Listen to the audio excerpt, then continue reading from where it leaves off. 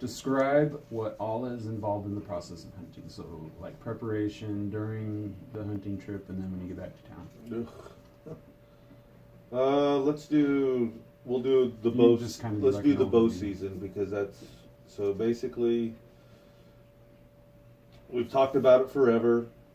I've got to put shoes on my horses, so I get them with fresh set of shoes on. So we get that done. You make a food list. We've got, I actually do have right in here a bunch of lists. One's tack for horses, one's camp, one's food, and one's whatever. So we go through them lists, get all that stuff. We get it all packed up. You drive up to the trailhead. You saddle everything, pack everything in there, set camp up, and then you're home. That's your home for 5, 6, 7, 8 days, however long you're up there. And you got like a cache already up there with a bunch of Yeah, stuff. we do. Right? Yeah. And so we set camp. Yeah, that's all involved with setting camp up, and then you hunt. And like my boy's elk was shot on the second day of the hunt, so it was hot this fall. So we brought, you just got to get your elk off the mountain. My mom and dad are retired, so on Wednesday midweek they come up with resupply. So I only take food for the first week. They bring up food for the second week and haul garbage and dirty clothes and elk off the mountain. And then when the hunting's over, you break camp and come out the trail to the trailhead and load everything up and come home. And then do you butcher the elk yourself, or do you take it somewhere? We cut all our steaks, which is just back straps and tenderloins, and then the rest goes to the butcher shop for hamburger. Where are the most common types of areas that are hunted? Maybe just like in Wyoming, like Everywhere. You antelope hunt in the desert. You deer hunt in the desert, the mountains. Well, you desert hunt elk. I mean, you can actually drive up on White Mountain here and have a good chance of seeing elk right there. The whole state's, excluding private land, of course, in city limits, whatever, the whole state's huntable for pretty much anything. that was kind of another part of this question was like, how does like public and private land work and all that, and then like conservation areas again, and preserves and national parks. Those, like the preserves and the national parks, like the national or the elk refuge up on Yellowstone National Park, they actually cull the herd with selective hunting. So basically, you can apply for that tag, I think, and well, maybe it's just a certain amount. So you apply for that tag. If you get it, you can actually go in the refuge and hunt there. Conservation areas like Seatskity, I don't know if you can actually hunt on there because I don't care. We're on public land, and that's all we've ever hunted. But if you get into national forest instead of BLM or Forest Service land, if you get on national forest, there's a lot more different rules that you got to abide by. But you can still hunt it, like no motorized vehicles. Lot of rules for livestock in national forest. But for the most part, it's pretty much public. There is actually a thing out there that's called Access Yes. You can donate to Access Yes, and I think the premise of that is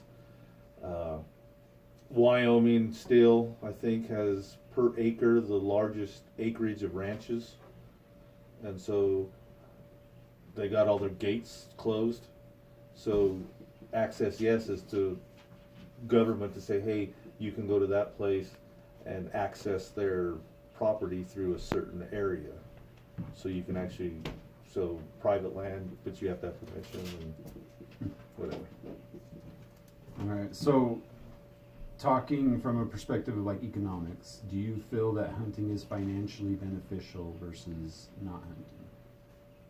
Do you think you're better off because you hunt, financially or No. economically, I guess? No, because if you sat here, and we already talked about this, if you sat here and looked and fuel that it takes to get up there, like we did the cost of horseshoes, the nails, the hay to feed these guys all throughout the year, because you can eliminate some costs. Like I still ride the same saddle I did when I was 18 years old, so that cost is paid for itself already.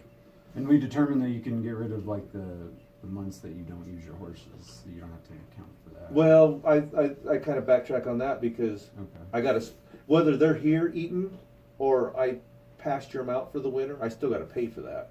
So you're still paying through the year for 'em. But as far as and I don't add that up because I don't care. I'm going anyway. You know, Right. like my words are, I don't hunt because it's a necessity. I hunt because I love it, and it's what we do in this family is we go hunting. So you're going. If I got to work 4 days of overtime, or get an extra job, or do something else, or shoot 10 more horses to pay for it, that's what I'll do just so we can go hunting. So no, I don't put no financial value on it whatsoever. What are some of the negative aspects of hunting that you feel like, maybe not in your personal life, but like maybe in society or something? No, just whatever you can no, think of. because I don't care what people think of. You know, the non-hunters, the activists that really, I don't care what they think. So probably the only real drawback. There's times people misutilize the land. Okay, Bridger Teton National Forest, no motorized vehicles. Every now and then you're going to run into a four-wheeler trail. Well, are they supposed to be there? No. So, but that's minimal, and probably the only thing is lost animals. You're shooting an elk at 500 yards, and the shot's misplaced. You might not find that elk.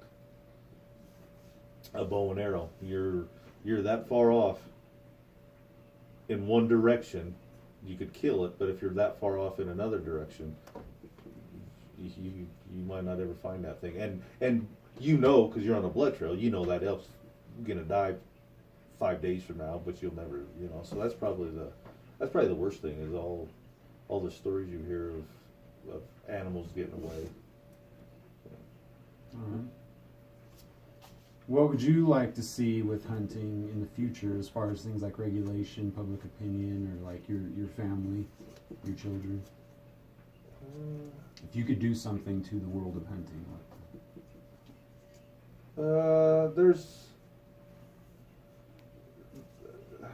I don't know. You'd have to talk to more of an expert because, like, where we hunt, the deer population is really bad. Like low? Yeah, low. Okay. So you talk to one person to say, hey, make a regulation on this. 3 points are better, 4 points are better on one side. However you do it, shut it off for 2 years. Limit it from a month to a week. And you'll get a certain answer like, heck yeah, let's do that. That'd be great because then the deer population come back. Then you talk to this guy over here and say, that's bad because after a certain amount of years, having too many big deer is bad for the herd. I don't know. So I don't know. You got to leave that up to the biologists, I guess, or the more educated, because I can talk till I'm blue in the face about stuff that I want, but I don't think it's right in the real world, you know, because then you'll talk to somebody and say, hey, this is why that's bad, and then I'll be like, oh, yeah, well, we can't do that. Well, how about, here's like a more general question then. Do you feel like that there should be more involvement like that, like regulations, or do you think? No, there I should think be they're less? all working. I think they're Okay. working their tail off to try to maintain it.